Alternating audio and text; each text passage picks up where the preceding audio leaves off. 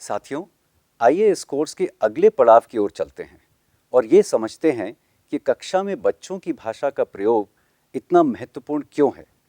इस पर चर्चा शुरू करने से पहले मैं आपको एक वीडियो दिखाना चाहूँगा। इस वीडियो में दो शिक्षकों की कक्षाओं का विवरण है। दोनों कक्षाओं में आपको सीखने सिखाने की प्रक्रिया में कुछ मूलभूत अंतर दिखेंगे।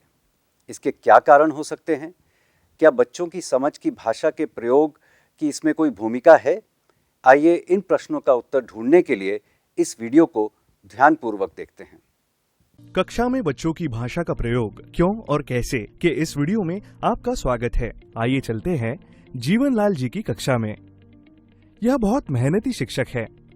वे उड़ीसा की सीमा से लगे हुए छत्तीसगढ़ के एक स्कूल में पढ़ाते हैं, जहां कुछ बच्चे छत्तीसगढ़ी और कुछ संबलपुरी बोलते हैं और अपनी कक्षा में अलग अलग तरह की शिक्षण सामग्री और विभिन्न गतिविधियों का इस्तेमाल करते हैं।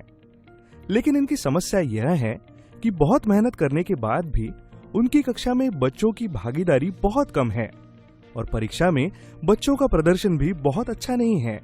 जीवनलाल जी का मानना है कि बच्चों को घर की भाषा का कक्षा में बिल्कुल इस्तेमाल नहीं करना चाहिए।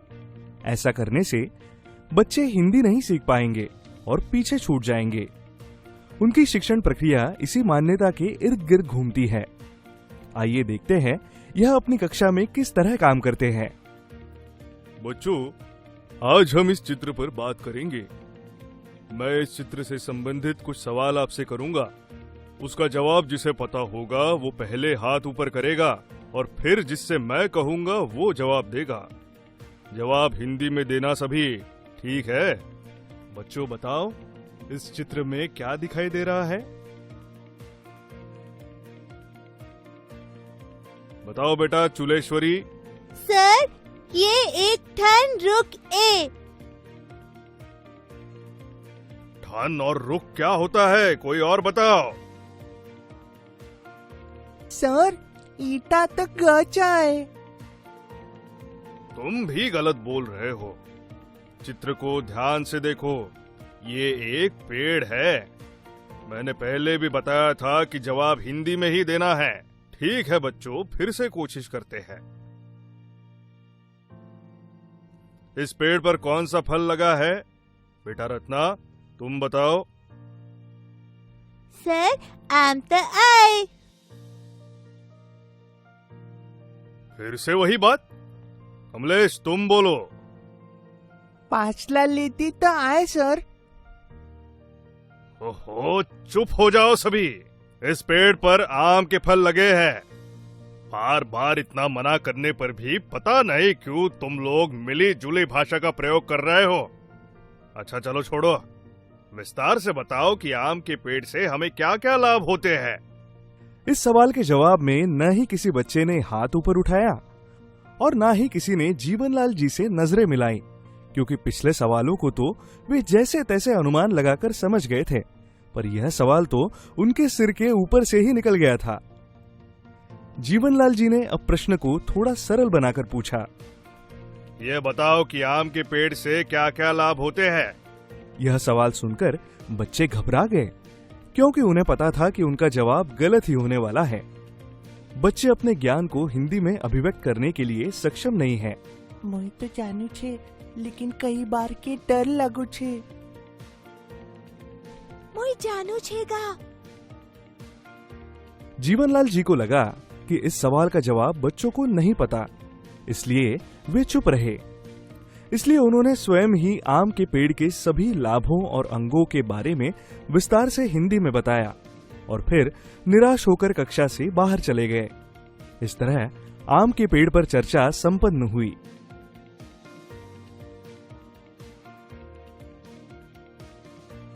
आइए अब महिमा जी की कक्षा देखते हैं। गरियाबंद जिले में छुरा ब्लॉक के शासकीय प्राथमिक शाला रसेला में महिमा जी 2009 से कक्षा पहली को पढ़ा रही हैं।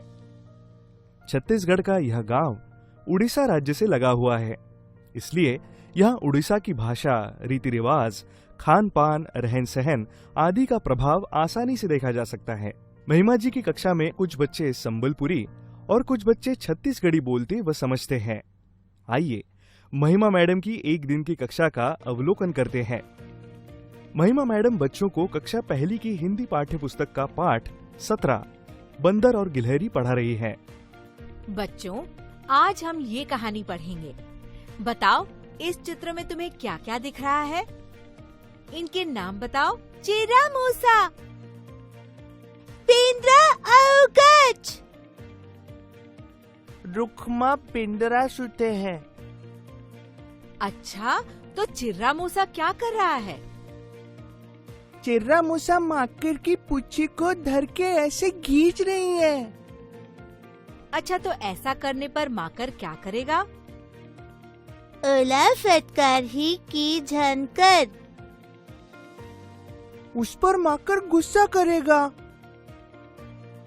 माकर ताके हुरबा। के काजे गुस्सा करबा माकर ताके? क्योंकि उसका लेंच को खींचने से उसको दुख रहा है, तो माकड़ उसको गुस्सा करेगा। नहीं, वो कुछ नहीं करेगा। वो सुते रहेगा तो चिरा मूसा चुपचाप गच में चग जाएगा। माकर की लेंस यानी बेंद्रा की पूंछ कितनी लंबी रही होगी कि जमीन तक लटक रही थी?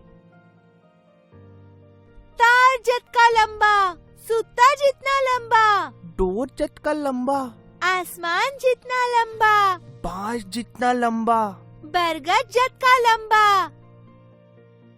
अच्छा, ये बात है। तो चलो कहानी पढ़कर देखते हैं कि सच में कहानी में आगे क्या हुआ होगा। सब बच्चे बड़े उत्साह से कहानी में आगे की घटना सुनने के लिए मैडम के पास आकर बैठ गए। तो ध्यान से सुनो, मैं कहानी पढ़कर तुम्हें सुना रही हूँ। इस पाठ का नाम है बंदर और गिलहरी। फिर पाठ के एक एक चित्र पर उंगली रखकर उन्होंने बताना शुरू किया। ये बंदर है और ये गिलहरी है। और जैसा कि गोवर्धन ने बताया था कि बंदर गच यानी पेड़ पर सो रहा है, तो देखो बंदर आराम से पेड़ पर लेटा हुआ है। तुम भी करके दिखाओ, कैसे लेटा है बंदर? कुछ बच्चे बंदर की नकल करते हुए अपने दोनों हाथ सिर के पीछे रखकर लेट गए, तो कुछ बच्चे जमीन पर उसी मुद्रा में लेटते हुए बंदर की नकल करके बताने लगे। अब तक आपने जीवनलाल जी और महिमा जी दोनों की कक्षाओं को देखा। इस दौरान आप समझ चुके होंगे कि दोनों कक्षाओं में कुछ मूल अंतर थे। इस अंतर का मुख्य कारण यह था कि जीवनलाल की कक्षा में बच्चों की भाषा के प्रयोग के लिए कोई जगह नहीं थी। इसके ठीक विपरीत महिमा जी की कक्षा में बच्चों की भाषा को भरपूर स्थान दिया जाता था। आइए हम एक बार पुनः एक नजर डालें कि इन दोनों कक्षाओं में हमें कौन कौन से मूल अंतर देखने को मिले। जीवनलाल जी की कक्षा, बच्चों की कोई भागीदारी नहीं। बच्चों के चेहरों पर न समझ पाने और डर या झिझक के भाव। उच्च स्तरीय चिंतन, कल्पना और अनुमान लगाने के कोई अवसर नहीं। कक्षा में डर व झिझक का माहौल। बच्चों का अपने विचारों व भावनाओं को बिल्कुल भी साझा नहीं कर पाना। शिक्षक केंद्रित कक्षा, महिमा जी की कक्षा, बच्चों की सक्रिय भागीदारी, बच्चों के चेहरों पर आत्मविश्वास के भाव। कक्षा में उच्च स्तरीय चिंतन, कल्पना और अनुमान लगाने के भरपूर अवसर। कक्षा में प्रेमपूर्ण और सीखने के लिए उत्साह का माहौल। बच्चों को अपने विचारों व भावनाओं को उत्साह के साथ साझा करना। बाल केंद्रित कक्षा। इस वीडियो के माध्यम से हमने यह समझा कि कक्षा में बच्चों की भाषा का खुलकर प्रयोग करना कितना आवश्यक और महत्वपूर्ण है।